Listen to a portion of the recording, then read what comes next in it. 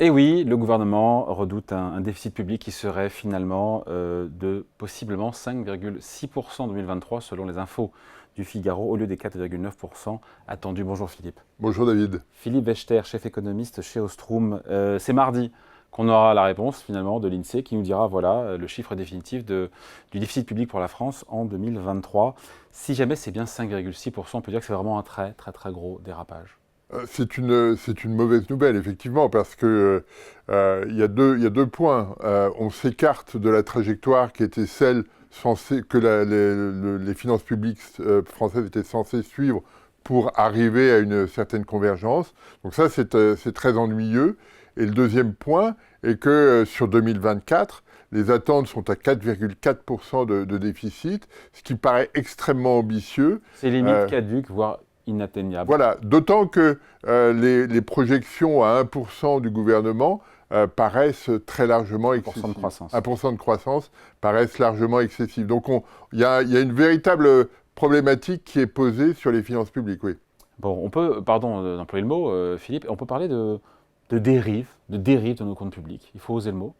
Oui, parce que ça ne date pas Sans être partisan, encore une de fois. 2023, c'est-à-dire que depuis très longtemps, on a tendance à réduire les recettes et augmenter les dépenses. On baisse les impôts, on augmente les dépenses. C'est quelque chose qui se fait de façon un peu permanente depuis plusieurs années. On a du mal à arbitrer entre les dépenses. Donc on augmente sans arbitrer sur d'autres dépenses, ce qui fait que les déficits publics se cumulent, quel que soit l'état du cycle économique. Normalement, quand le cycle économique va bien, on devrait avoir une réduction des déficits publics. Là, ça ne marche pas très bien. Et donc le souci est dans la gestion même des finances publiques. Est-ce qu'on peut dire que l'exécutif, Emmanuel Macron, le Premier ministre, ils ont pris conscience de la gravité de la situation, de cette dégradation de nos finances publiques? Si on se compare, et ça fait un peu mal, nos voisins et amis espagnols, qui étaient longtemps en lanterne rouge en matière d'endettement, de dette publique, de déficit en Europe, ils sont à ils viennent d'annoncer cette semaine 3,7% de déficit public sur 2023. Oui, on a un vrai souci qu'on a eu en 2023, notamment sur la croissance. On n'a pas eu, on a eu une dynamique. On a quand même fait 0,9, on a fait 1%. Oui, mais juste dans le détail, c'est le détail qui est intéressant. Il y a deux éléments qui ont contribué à la croissance en 2023. C'est l'acquis à la fin de l'année 2022, l'avance qu'on avait à la fin de l'année 2022, et le deuxième trimestre. Les autres trimestres sont à zéro. Donc on a des rentrées de TVA, des rentrées d'impôts sur les sociétés qui n'ont pas été bons. Et donc, très, très clairement, on a pris du retard sur ces points-là et qui n'ont pas été corrigés. S'il faut chercher, si on est bien à 5,6% de déficit public pour 2023, et si l'objectif de 2024 est toujours maintenu, on saura ça dans les prochains jours, ça veut dire couper encore plus, peut-être augmenter les impôts. Est-ce qu'il faudra assumer des décisions difficiles pour l'exécutif, s'il faut tenir coûte que coûte cet objectif de 4,4%? Très clairement, il y a deux contraintes pour le gouvernement. Rester autour de 5% de déficit public, ça n'est pas tenable à moyen terme. Et puis, à la fin du mois d'avril, il y a les agences de notation qui vont arriver. Une en avril, une en mai. Exactement. Sur la notation de crédit, encore une fois, de la dette française. Est-ce qu'il faut redouter, pour le coup, une dégradation? Il faut s'en inquiéter parce que, très clairement, on va devoir attendre là des mesures qui seront annoncées. On a déjà eu 10 milliards, on a eu 20 milliards de rabots, mais c'est pas documenté encore sur les c'est pas documenté, et il faut toujours avoir à l'esprit que les réductions de dépenses sont des réductions par rapport à une tendance qui est haussière. C'est-à-dire que d'une année sur l'autre, les dépenses publiques augmentent quoi qu'il arrive, et les réductions de dépenses sont faites par rapport à ce hausse. Voilà, exactement. Donc on n'est pas dans des arbitrages brutaux qui pourraient être faits. Donc ça, on va attendre le détail de mesures qui pourraient être prises.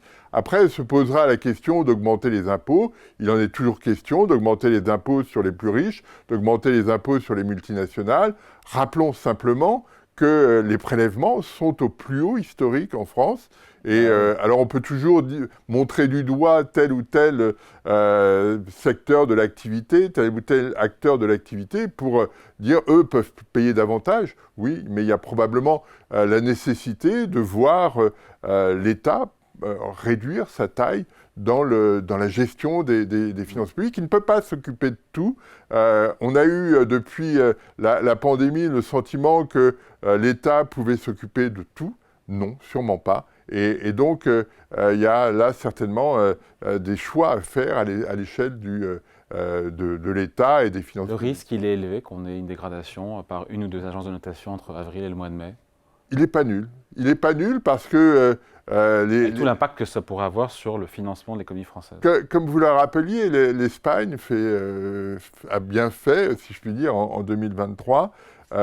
Donc, les notations se font aussi en comparatif. C'est-à-dire qu'on prend des pays qui sont similaires ou proches et on regarde les évolutions. Et c'est l'ampleur des écarts qui joue sur les éventuelles dégradations ou upgrades de ces notes. Donc là, on est un petit peu à l'écart par rapport à d'autres pays européens comparables. C'est ça le risque aujourd'hui. Ouais, et il faudra qu'on voit si effectivement le gouvernement finit là-dessus, cherche à tenir coûte que coûte, encore une fois, cet objectif de 4,4% de déficit public pour cette année, et un peu plus loin, 2027, revenir sous les 3%. Ça se trouve, peut-être qu'il faudra s'asseoir ou pas, ça dépendra des agences, de beaucoup de choses, du contexte politique qui est compliqué aussi. Hein. Oui, le contexte politique est compliqué, mais là, les notes, on a deux notes le 26 avril, il y a Moody's et l'autre, et puis Standard & Poor's le 16 mai.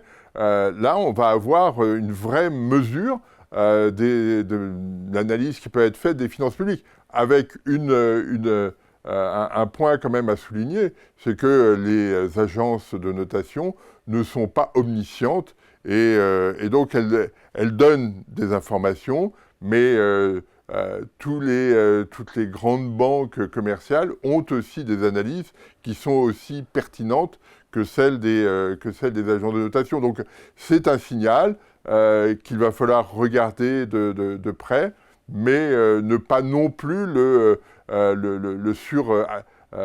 surinterpréter si éventuellement la note de la France est dégradée. Et puis voir quel impact cela peut avoir, encore une fois, sur les conditions de financement de l'État français. Exactement. Qui ruissellera sur tout le reste de l'économie française. Exactement, c'est toute la difficulté. On emprunte beaucoup, et donc si effectivement on a cette dégradation qui se traduirait par des taux d'intérêt un petit peu plus élevés, il y a toute la question de la dynamique de la dette publique avec des taux d'intérêt un peu plus élevés. Ça serait très dommageable. Allez, merci beaucoup. Explication signée Philippe Wechter, chef économiste chez Ostrom. Merci Philippe. Merci David.